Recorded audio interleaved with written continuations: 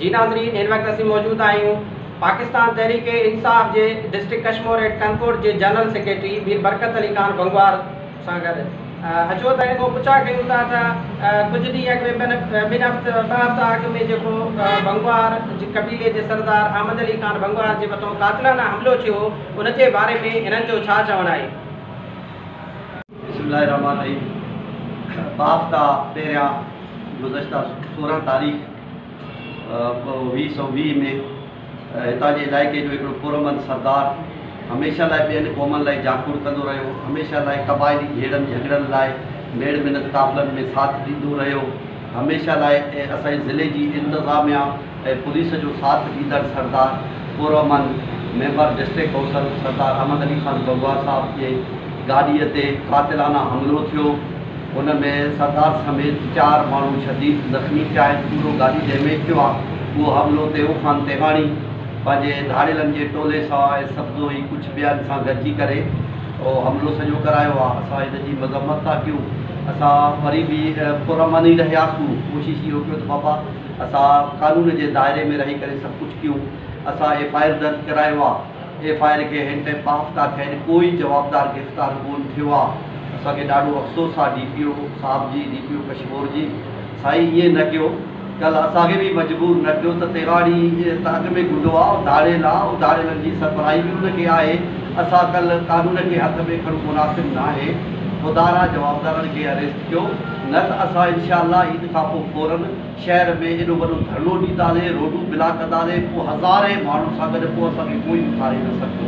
मां हिन लाइ आला क़यादत खे अपील कंदुसि, वज़ीर आज़म इमरान ख़ान खे ऐं असांजे गवर्नर सिंध खे ऐं चीफ मिनिस्टर खे अपील कंदुमि, चीफ मिनिस्टर सिंध खे, साईं मुराद अली शाह साहब ही तेवो तेहाणी उहो शख़्स आहे जेको SSP शिकारपुर रिज़वान डॉक्टर रिज़वान साहब जेको रिपोर्ट ॾिनो त तेवो तेहाणी ऐं इम्तियाज़ शेख पूरे हुन में जेके किडनैपिंग सिंध में थियनि था हुन में मुलविस आहिनि।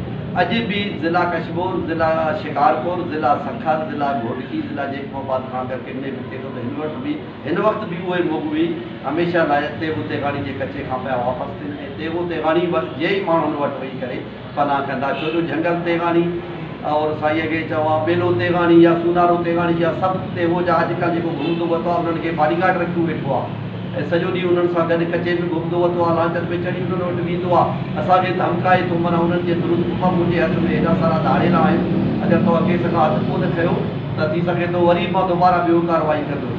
खुदारा सां अपील कयूं था आला अमलदारनि खे त बाबा तव्हां हिन में एक्शन वठो, असां सां साथ ॾियो, असां सां कोऑपरेट कयो, कानून सां साथ ॾियो। अगर तव्हां अॼु साथ कोन ॾींदा कल त ॿियो माण्हू लोफर बि वेही करे ॿिए सरदार शरीफ़ माण्हू ते हमिलो कंदो, बाबा हिननि खे छा थियो आहे? बाफ्ता गुज़रिया आहिनि, 13 माण्हू नामी ॾे जॾहिं हिकिड़ो माण्हू अॼु ताईं को अरेस्ट थियो आहे, उहो असांखे ॿुधाए।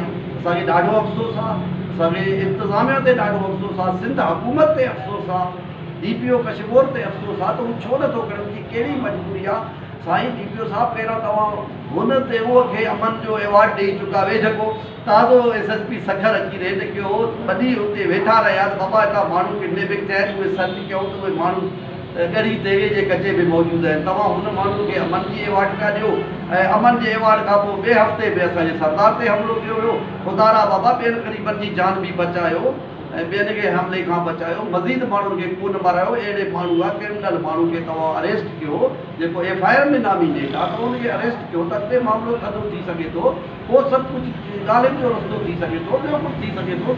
तव्हां कम से कम माण्हू त अरेस्ट कयो, असांखे छो पिया मजबूर कयो, असांखे छो पिया शहर में अचण लाइ मजबूर कयो? 50-100 माण्हू वठी असां एहतजाज कयो। असां मीडिया में, मां मीडिया खे ख़ासि करे रिक्वेस्ट कंदुसि असांजे डिस्ट्रिक्ट कश्मीर जे मीडिया खे त तव्हां बि महिरबानी करे हक़ सच में असांजी साथ ॾियो।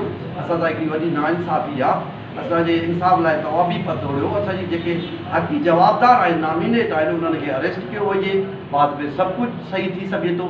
अगरि जवाबदार अरेस्ट कोन थी सघंदा त असांजे दिलि मां छा गुज़रंदो? असांखे छो पिया मजबूर कयो को हथियार खणण लाइ या ॿी कंहिं ॻाल्हि लाइ? असां पुरअमन आहियूं, पुरअमन रहंदासीं, हुकूमत जी साथ ॾींदासीं, इंतिज़ामिया जी साथ ॾींदासीं।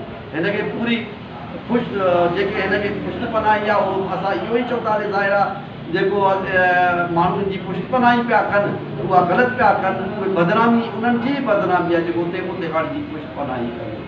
बाक़ी असां ईद जीअं गुज़रंदो इंशाअल्लाह ईद खां वॾी गुज़रंदा 3 ॾींहं खां जीअं असांजा ऑफिसूं दफ़्तरूं खुलंदा उन ॾींहुं असांजो धरणो हूंदो। पोइ असां धरणे में कोई माण्हू असांखे न उथारे सघंदो जेसि ताईं बिला शक उन में 24 घंटा 48 घंटा भली असांखे हफ़्तनि जा हफ़्ता वेड़ो पियो छो जो असां पूरो मल्हायूं। असां हथियार कोन खणंदासीं, असां धरणे में वेंदासीं, रोड ब्लॉक कंदासीं, बाक़ी असां असुलो कोन खणंदासीं। ख़ुदा सां जवाबदारनि खे अरेस्ट कयो। सरदार अहमद अली खान भंगवार जे मथां कातलाना हमले खां बाद में तव्हां पंहिंजी क़ौम खे छा चओ था, भंगवार बिरादरी खे छा करणु उन्हनि खे घुरिजे हिन वक़्तु, छा आहे जो हिन वक़्तु ॾाढी तकलीफ़ ऐं ॾुख में आहिनि, तव्हां उन्हनि खे छा चवणु चाहियो था, छा पैगाम ॾियणु चाहियो था असांजे चैनल जे थ्रू? भंगवार कबीलो पूरो वॾे सदमे में आहे, असांजी ख़ानदान वॾो सदमे में आहे। मुंहिंजो कज़न आहे सरदार अहमद अली खान ऐं असांजी पूरी ख़ानदान ऐं असां सां गॾु क़ौम भंगवार बराबरि जो शरीक आहे। मां ख़ासि करे भंगवार बिरादरी ऐं ख़ानदान खे रिक्वेस्ट कंदुसि तव्हां पुरअमन रहो, असां पुरअमन आहियूं। अलाह वटि इंसाफ़ थींदो इंशाअल्लाह। असांजो वज़ीर आज़म इमरान ख़ान वटि इंसाफ़ थींदो, असांजो गवर्नर साहब असांजो इंसाफ़ कंदो, चीफ मिनिस्टर IG साहब इंसाफ़ कंदो। असां इंसाफ़ लाइ जाम मुंतज़र आहियूं। असां भंगवार कबीले खे इहो ई मैसेज ॾींदा आहियूं तव्हां पुरअमन रहो, ख़ुदा रहो। असां को झगड़ाई माण्हू न आहियूं, असां को खूनी माण्हू न आहियूं, असां धाड़ियल पाथारीदार धाड़ियल जा सरबराह न आहियूं। धाड़ियल जा सरबराह जेके आहिनि उहो डॉक्टर रिज़वान SSP शिकारपुर जेको रिपोर्ट ओपन कयो अथव उहो सरबराह जेकी आहे त पंहिंजो तेगो तेगाड़ी आहे, अॼु बि हुनजे हुन में तव्हां हुनखे अरेस्ट कोन पिया कयो। असांखे छो पिया वरी तव्हां उहो बदनामी जे तरफ़ धिकियो पिया, मूंखे ॾाढो अफ़सोस आहे। जी नाज़रीन, जीअं त मीर बरकत अली भंगवार जेको सरदार अहमद अली खान भंगवार जो कज़न आहे उनजो इहो ई चवणु हुयो त असां पुरअमन आहियूं, असां पुरअमन आहियूं, असांजी ज़ात जेको भंगवार आहे उहे सभु पुरअमन आहे, असां पुरअमन चाहियूं था, असां अमन चाहियूं था। असां DIG लाड़काना, SSP कश्मीर, वज़ीर आला सिंध मुराद अली शाह, वज़ीर आज़म पाकिस्तान जनाब इमरान ख़ान खे अपील था कयूं त महिरबानी करे कबीला जहिड़ा ख़तमु कया वञनि ऐं असां सां इंसाफ़ कयो वञे। असां 2 हफ़्ता अॻु में जेको सरदार अहमद अली ख़ान जे मथां जेको कातिलानो हमलो थियो उन हमले में असां FIR दर्ज करायो आहे। देव ख़ान तेरानी समेत ॿियनि 13 ॼणनि जे मथां FIR दाख़िल थियो आहे। उन्हनि मां अॼु ताईं कोई बि जवाबदार गिरफ़्तार थियो न आहे। जेकॾहिं ईद खां पोइ जेकॾहिं कोई बि गिरफ़्तार न थियो जवाबदार त ईद खां पोइ असां पुरअमन एहतिजाज कंदासीं, असां रोडनि ते निकिरंदासीं, असां शहरनि में निकिरंदासीं। कैमरामैन टीम सां गॾु इशफाक भंगवार, सोच TV, कंदकोट।